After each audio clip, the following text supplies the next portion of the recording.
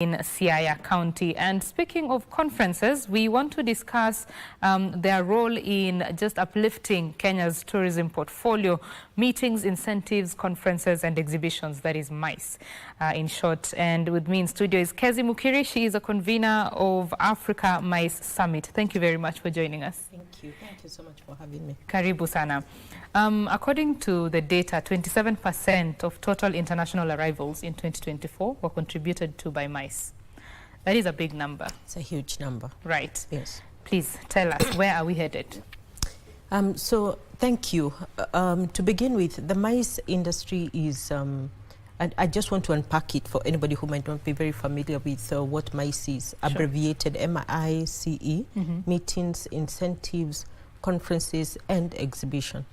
It is what in global terms, tourism terms, is referred to as business tourism. So these are visitors arriving to a destination for business purposes. So they would be coming in for meetings, for conferences, attending trade shows or exhibitions, product launches, or incentives. Incentive, by definition, is where corporate organizations want to incentivize their employees or distributor chain, and so therefore they will organize events of a corporate nature, but they touch on leisure, or what you would call now, in recent terms, bleisure. So going back to the numbers, the M.I.C.E. industry in Kenya actually has been a silent giant for the tourism sector. You have significant contribution of M.I.C.E. For the tourism sector. If you look at the numbers, Kenya's tourism sector has been on a steady growth, and a huge part of that is a contribution by M.I.C.E. M.I.C.E. interfaces with our hotels. It accounts for bed spaces. We interface with transport companies, logistics, the entire value chain benefits when you have a conference in town or when you have a business meeting happening. And I can only project growth. There are a number of factors that have positioned Kenya for massive growth for the meetings and conferencing sector. You say there are factors that are positioning Kenya. So let's talk about why Kenya is attractive, or what Kenya is doing to differentiate itself from competitors in the region. Excellent. Kenya is strategically positioned for business events or for business tourism. So looking at geographical factors, Kenya is about 13 hours away from any major destination. Kenya is a business hub for the continent of Africa. We jokingly say Kenya is the capital for the continent. That has implications when it comes to M.I.C.E. Any global player looking for market entry opportunities on the continent of Africa will want to position themselves in and around Nairobi. And that is why you have a lot of business meetings, conferences happening in Nairobi. But Kenya, in addition, is a diplomatic hub. So you have the United Nations right here in Nairobi, and that is a factor because then you have a lot of UN-type meetings and conferences, and we are seeing infrastructural development happening at the UN Gigiri, and that will definitely have implications on an overflow. Then there are other natural factors like our weather. We have good weather all around the year. And then you have a lot of tourism products that support M.I.C.E. because your business traveler will come to the city for a meeting or a conference, but they will want to also visit the city. We have a national park seated right in the city, and you know that's the only one, the only capital city in the world that has that. So there are many factors that continue to position Nairobi. Another great factor is tech and innovation. You know, that you have a lot of vibrant tech here, young people that are very innovative and tech-driven. That is a pull factor for corporate organizations to, want to host their meetings. In Nairobi, you have a highly skilled workforce. Again, that's an attractive factor. If you look at, other destinations around the continent, and you start to weigh, push-pull factors, Kenya still remains highly competitive and highly attractive for meetings and events. When you're convening that level of events, of course, there are a lot of moving parts. I would like to hear from you what it takes to actually bring such events to Kenya. So there are events at different levels. There is those international conferences that you have to bid for, and that is collaboration, of course, between government and the private sector, associations. There is association meetings, again, that you're looking at what's rotating across the continent. So you're eyeing at where has this event happened, you know, say this year, maybe in the west of Africa, and is there interest to probably rotate that meeting to the east of Africa? But beyond that, there is international organization type meetings, or you know, your international chamber type of meetings, or corporate organizations. So what it is that you look for to bid, and let me speak from the perspective of the organization owning the event. When they're looking at where to host the meeting, they look for an ecosystem that would make it easier for an organization to decide to bring their meeting to a destination. So for international conferences, we'll be looking at the visa regime, you know, ease of travel, you know, access, generally access. You're looking at what airline service, you know, that destination, how easy is it to get to that destination. You're also looking at what is the infrastructure like. If you're hosting, for example, a conference of 5,000 people, you want to look at, can the destination host that number of people in terms of conferencing infrastructure, but also the hospitality infrastructure, your bed spaces, the hotels, and all of that. Infrastructure also goes to, you know, like your AV, your equipment. What is the level of skill in the market to host a meeting of that caliber?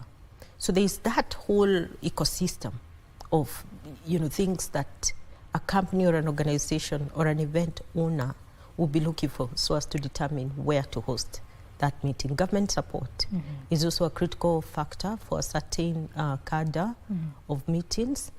And also, like I said, other experiences outside of the conference room. You want to make sure that your event is holistic. And now there is a big push towards making sure that events are holistic, that you're not just confining people to a conference room, but there's also other experiences in the destination. So the owner of the event will be looking at all those factors. And of course, the cost of living, you know, the cost of delivering the event. So there's all those factors coming together. Right. You mentioned infrastructure, and I would like to hear from you how we are doing as Kenya, especially in terms of having conferencing space. So that is an opportunity. I would list it as one of the opportunities that Kenya has to invest and increase investment in infrastructure. But looking at what we already have, I would say that a huge bulk of meetings globally around the year are somewhere between 400, 500 people. Kenya already has a lot of infrastructure that can host those meetings. So I'm starting from a point where I look at what we already have and how we can leverage what we already have. We have a number of hotels, you know, in this country, and conference facilities in this country that can absorb even more meetings than we already have. And the good thing with Kenya is that we have a good geographical spread. It's not just the capital city. We do have conferencing facilities down at the coast. We have Rift Valley as well, and we're seeing a lot of other options emerging across the country, spurred majorly by devolution, and there's growth there. But there is an opportunity for growth because we are limited. If you, for example, were to bid for an international conference where the numbers go to 6,000, 10,000, you run into hurdles, you know, because we don't have a single facility, you know, in Kenya that would be able to host those types of numbers. So as conference organizers, we then get creative on how do you host such numbers. You can have satellite locations. You know, you can host a huge event, but in different locations, so that then the experience is more diverse, and you have more spread of pressure. Yeah. And that is 6,000. I know of events that host over 45,000, 50,000 people. Yeah. Dubai has the capacity for that. And so I would like to know from a regional perspective, who are Kenya's competitors? Good question. We have, if you look at the ICA rankings, ICA is the International Convention, Congress and Convention Association that ranks destinations on their performance, on the number of meetings happening in a destination. So that particular ranking ranks Nairobi far behind destinations like South Africa and Rwanda. So Kigali has taken a good lead within the East African region. I know that Addis is also doing quite some work around building infrastructure. And infrastructure here, just going back to that, it's not just a convention center. It's also like, you know, the airports, expanding your capacity for arrivals. There's also that. So there's pressure in the region, you know, for Kenya to do much better. But like I said, there's so much going on for Kenya that continues to reinstate Kenya's dominance in the space. And I think even when you look at the rankings, if we broadened our view on the number of meetings and conferences that actually happen in Kenya, if we did our recording correctly, I think we would actually, you know, outshine, you know, some of our competitors. But across the region, destinations are waking up to the opportunity in M.I.C.E. and doing so much more, including our close neighbors, Uganda, starting to make significant investments in building capacity, human capacity that is, but also venues and spaces. And let me also say, with now the construction of the Bomas Convention Center, I do know that there is work also happening at the coast. Kenya continues to increase her capacity for meetings. Right. And so moving forward, what is it that Kenya needs to do to, so to say, outshine the competition? Because they are coming in pretty fast. I know that there is an international airport to be opened soon in Rwanda. Yeah. They're already ahead in terms of the space. So what can we do to make sure that, you know, we hold on to what we have and continue to improve on it? Excellent. I think one of the key opportunities for Kenya, and this came out very strongly in the recently concluded Africa M.I.C.E. Summit, just looking at what are the opportunities. A big one there is to pipeline investment opportunities for the M.I.C.E. Industry, because it is, the M.I.C.E. industry can be capital heavy as far as investment is concerned. So there is need to pipeline opportunities for public-private partnerships.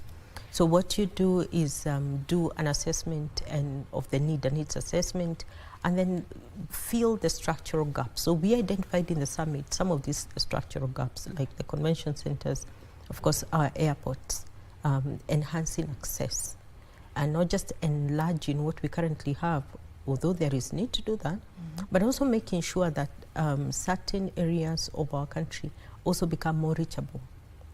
It's also increasing or, you know, sort of opening up the airspace so that you have additional, you know, flights, additional airlines coming into the country. Another key important thing we need to do is increase our human capacity. We don't have very strategic training around M.I.C.E. in Kenya. We currently only have one university that is teaching events and convention management. We have identified a need for, because people are always the powerhouse for any industry, and especially here in Africa. We have a human resource that really does need to be channeled. So as we are identifying the opportunity in M.I.C.E. and its capacity to become an economic driver, we equally need to invest in training, building capacity, so that you have more certified events professionals. You know, anybody can randomly say they are an event organizer. That's not what I'm talking about. It's a little higher than that. It is your capacity to, you know, build concepts, to bid for large international conferences, and to support those meetings from an ROI perspective. You know, so it's not just putting logistics together. So we do need to train. We need to certify, we need to strengthen associations. In the industry, I'm a member of the Association of Kenya Business Events that's already doing a lot in that space. So there are a lot of opportunities. And also a great opportunity for Kenya is to strengthen government-private sector partnership. And that's already happening, you know, having a lot of conversation between government and private sector. We, as private sector, have over the years, you know, spoken about the need for a National Convention Bureau, which is a body that is responsible for marketing a destination for M.I.C.E, because M.I.C.E is a very niche, sort of niche product. And there is already effort, you know, by government to make sure that we do have a convention bureau in place, so that then we are bidding more, we are supporting private sector, we are identifying opportunities. Once that is in place, there is almost a guarantee that, you know, we would outrank our competitors. Right. We'll talk a little bit more on marketing in just a little bit. I want to stay with the training part of it. Yes. Most of the time, what makes a difference between you going back for an event or not is the experience that you had, you know. Was it smooth? Was your travel smooth? Was the small things, including getting your badge right, you know, small things like that. And I remember there's a time there was an AU convention and hundreds of people were stuck at the entry because they could not get their badges. So the sessions are ongoing. The people needed at those sessions cannot go in. And I would imagine that a lot of the people were like, we're not doing this again, you know? So in the training bit of it, what do you think can be done to ensure that we have enough human resource to handle what we have, the demand that we have, and what is coming as well? Yeah. So the opportunity for training is at 2 levels. The first one is making sure that everybody involved in that ecosystem understand their contribution to the success of any conference or event, especially large-scale events that are happening in Kenya. So everybody involved in that ecosystem starts right from the arrivals desk. Right the moment, you know, your international delegates land here, the experience of the event starts. Yeah. The experience of the destination begins there. So that means sensitizing the entire ecosystem, from the guys at immigration, you know, the guys who, even the security customs officials, to understand that these are arrivals, these are visitors coming to the destination to attend a conference, and this is an economic driver for our nation. This is an FDI contributor, and you have looked at the numbers. You can see how much, you know, M.I.C.E contributes to tourism. So it starts there, sensitize the entire ecosystem. Even your cab drivers, so that you don't have a cab driver telling a visitor, don't you leave your hotel. This is not a good place to be at, you know. So you sensitize the entire ecosystem.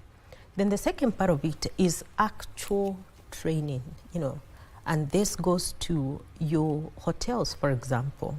You have hospitality staff interfacing with these visitors.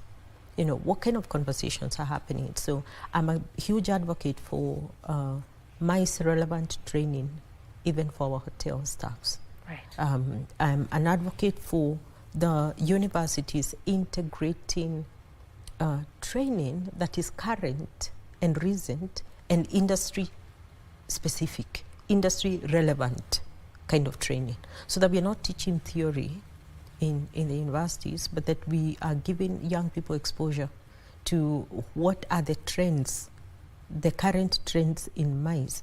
What do you expect when you're interacting with a M.I.C.E visitor?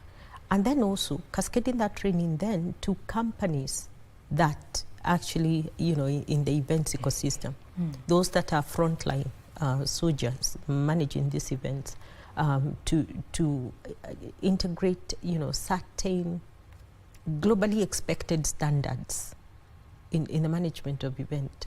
Like you said, experience is everything. From how we receive those people, from your badging process. I advocate for integrate technology, enhance your utilization of technology to, of course, enhance speed, efficiency, accuracy, you know, limit or reduce human error in some of these things, so that then overall the experience of a business tourist is enhanced, that they can say that my experience at the airport was excellent, you know, cab driver, the hotel experience, at the event location itself, because that becomes a destination seller.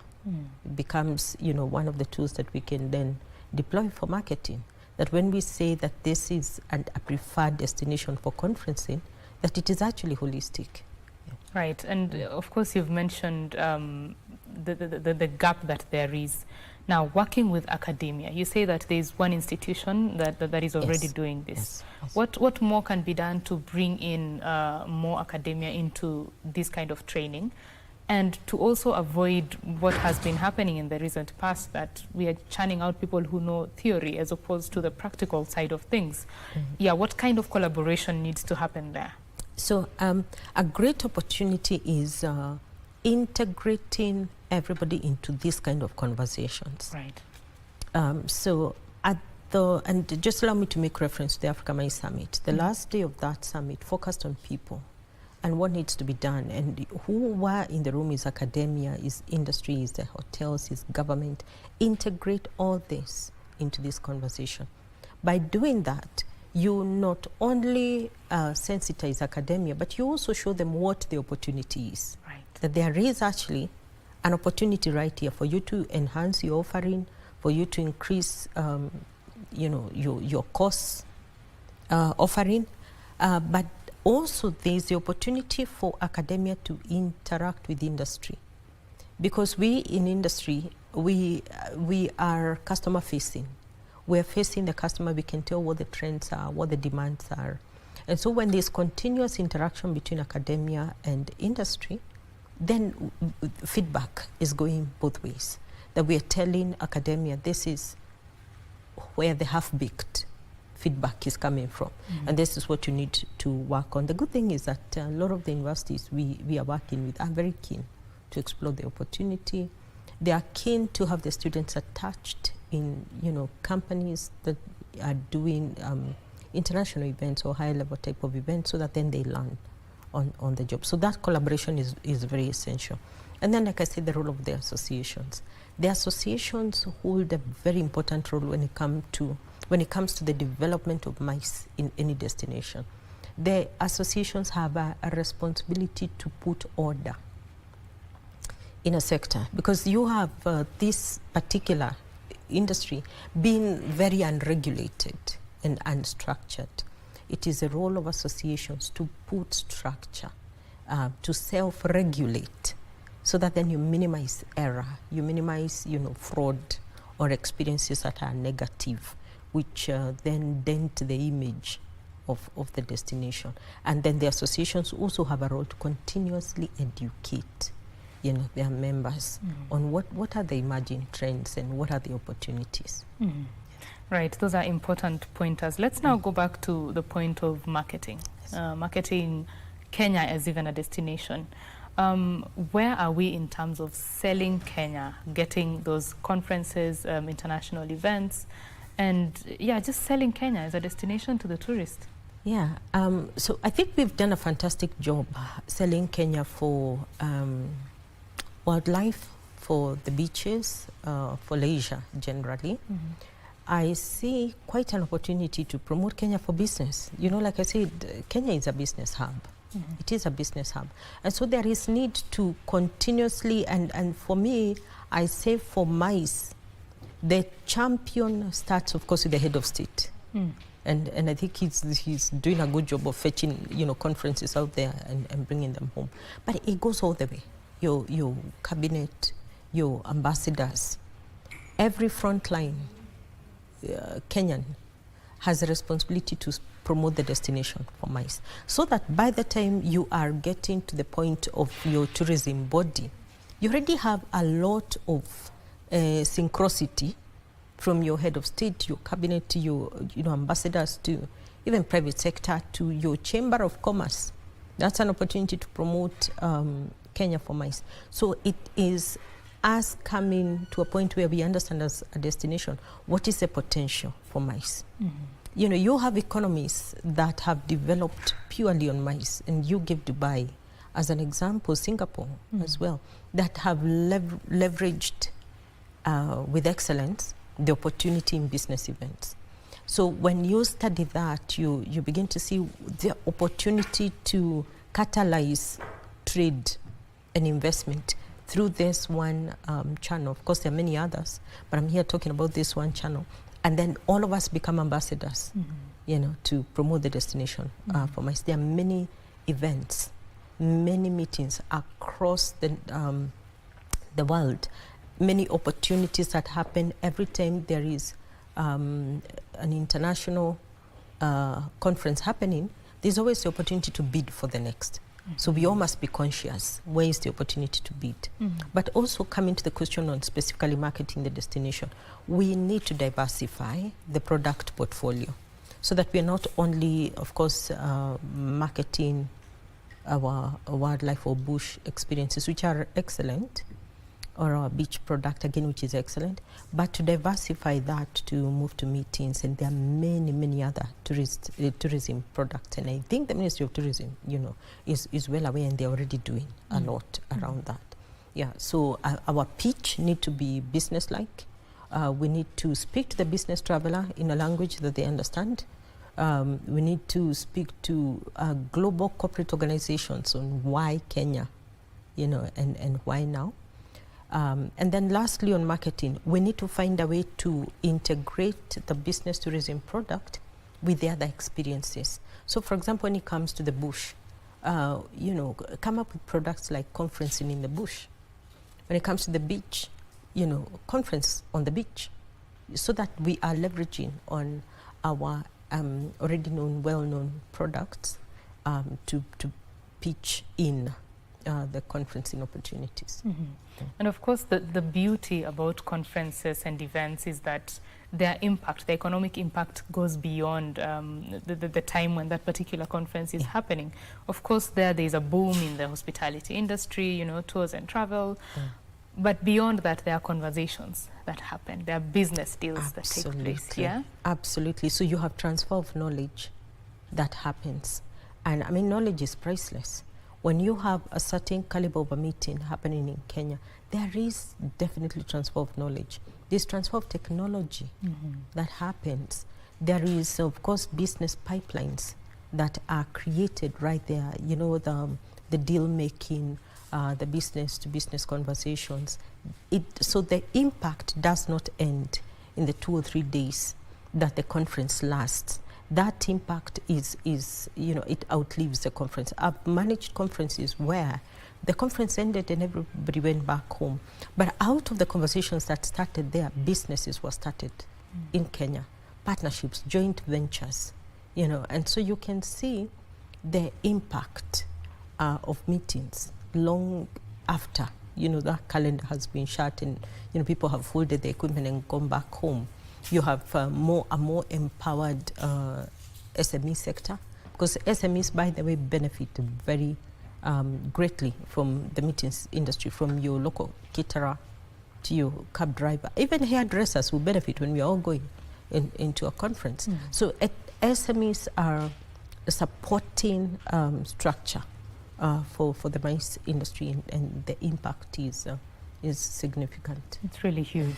There's a global tech conference. It's called GTEX that normally happens. Global is Dubai, Africa is Morocco, and last year Nigeria managed to get their first edition that happened this year. I'm sure you're aware, being in the events industry. And I was in Dubai when this happened, and they said that they had been bidding for 10 years.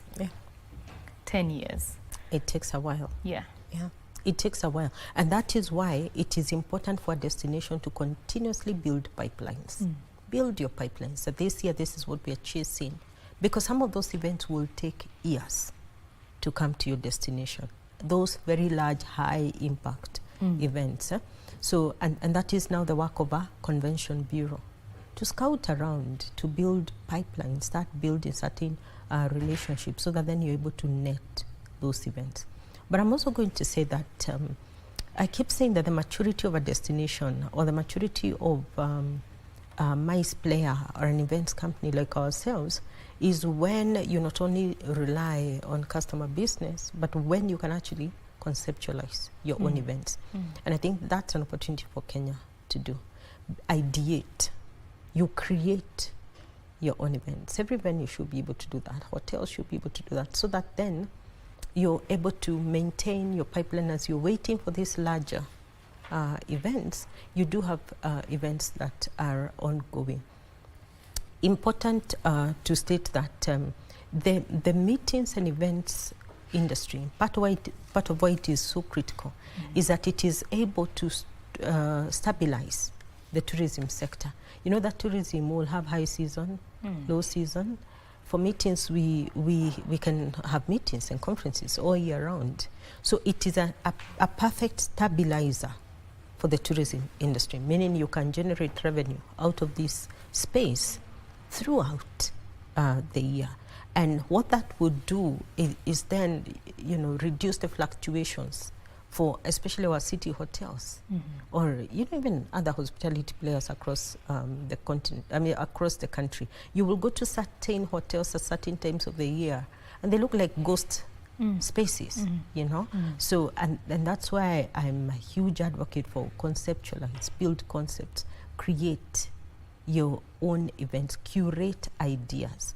And those could come from your own context. I mean, if you are in the coast, curate ideas around your cultural heritage that then drive traffic to your venue. Yeah.